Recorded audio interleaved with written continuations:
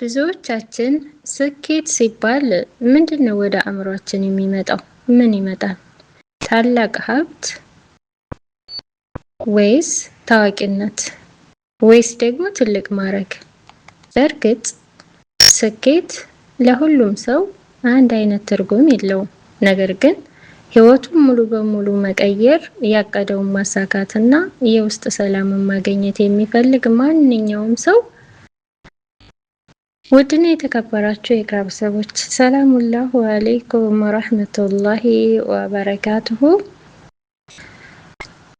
ዛሬም እንደተለመደው እናንተን ይጠቅማል ብዬ ያሰብኩትን ቪዲዮ ይዤላችሁ ብቅ ብያለሁ። በዛሬው ርዕሳችን የህይወታችን አቅጣጫ የሚቀይሩ አምስቱ የእውነተኛ ስኬት መንገዶች ይሰኛል። ታዲያ እነዚህን መንገዶች አብረን የምናያቸው ይሆናል። የህይወትን አቅጣጫ የሚቀይሩ አምስቱ የእውነተኛ ስኬት መንገዶች።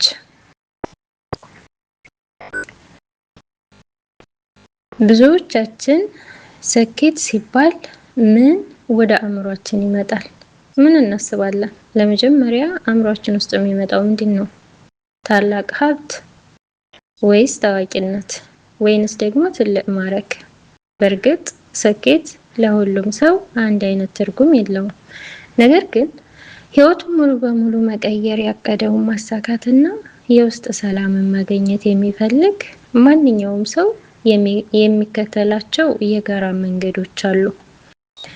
በዛሬው ቪዲዮአችን ህይወታችሁን በከፍተኛ ሁኔታ የሚቀይሩና ወደ እውነተኛ የስኬት ማማ የሚያደርሷችሁን አምስት ዋና ዋና መንገዶችን አብረን የምንማር ይሆናል።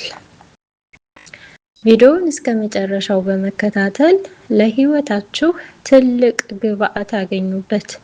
ለቻናሉ አዲስ ከሆናችሁ ሰብስክራይብ ማድረጉንና የደወል ምልክቷን መጫኑን አትርሱ። የመጀመሪያውና አንደኛው መንገድ የዓላማ ጥራትና ግልጽ እይታ።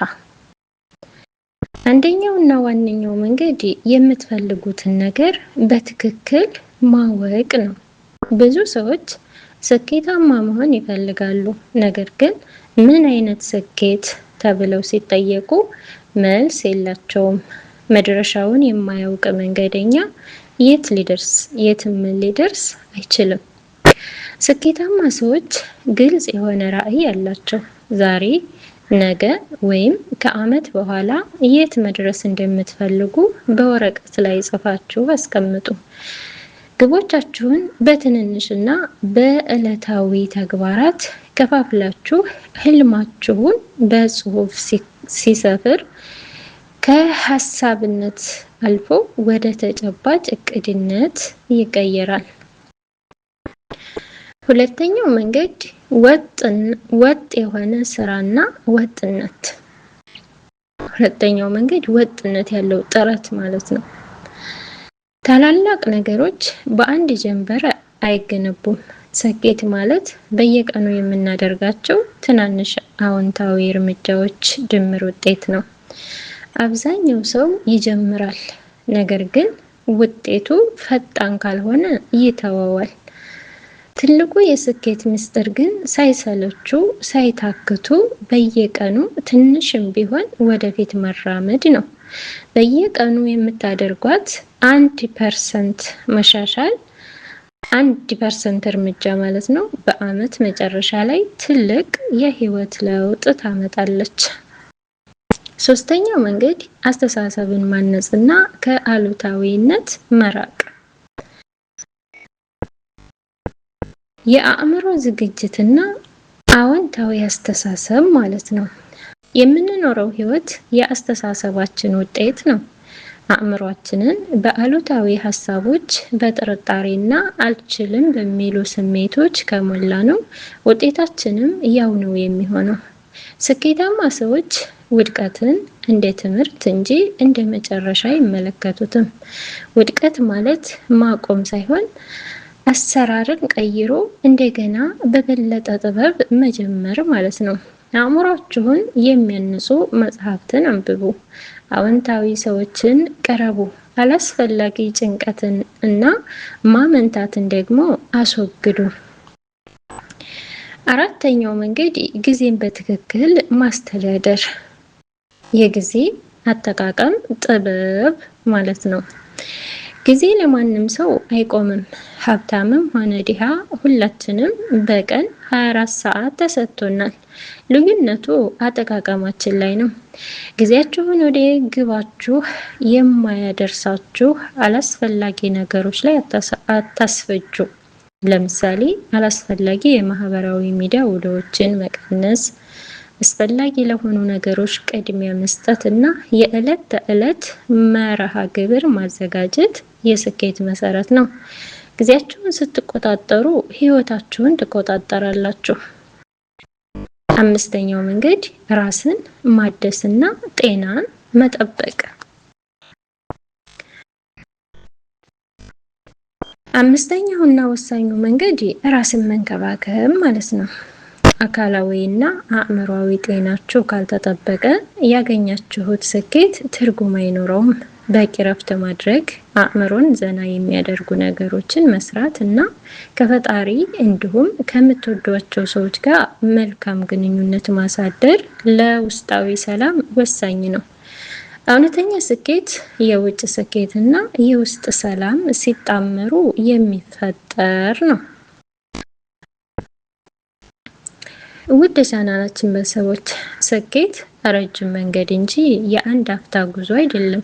ዛሬ ያየናቸውን 5 ነጥቦች በአጭሩ ስናስታውስ፣ አንደኛ የዓላማ ጥራትና ግልጽ እይታ፣ ሁለተኛ ወጥ የሆነ ጥረት፣ ሶስተኛ አዎንታዊ አስተሳሰብ፣ አራተኛ የጊዜ አጠቃቀም፣ አምስተኛ ራስንና ጤናን መጠበቅ። እነዚህም መንገዶች በዕለት ተዕለት ህይወታችሁ ላይ በመተግበር አሁኑኑ የመጀመሪያውን እርምጃ ውሰዱ። ያስታውሱ፣ ለመጀመር የግድ ታላቅ መሆን አይጠበቅባችሁም።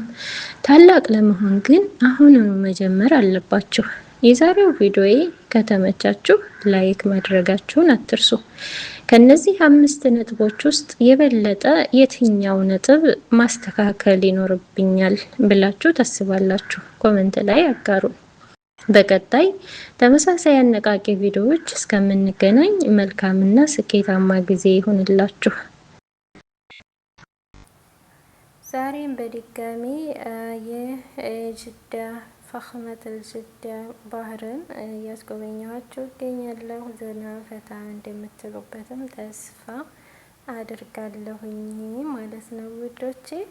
ወዳችሁና ፈቅዳችሁ ስለምትከታተሉኝም ለምሰጡኝ ሀሳብ አስተያየታችሁም ከልብ አመሰግናለሁ።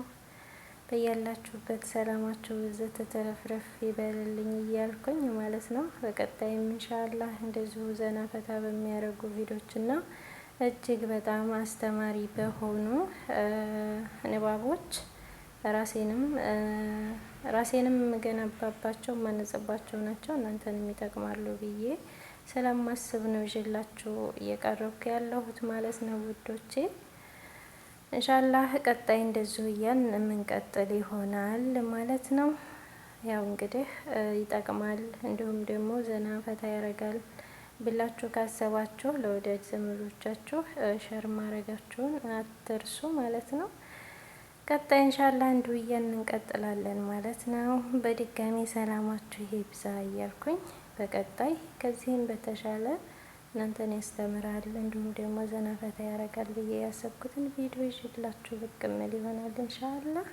እስከዛው ሰላም ቆዩልኝ። ፊ አማኒላህ። ሰላም አለይኩም ወራህመቱላሂ ወበረካቱሁ።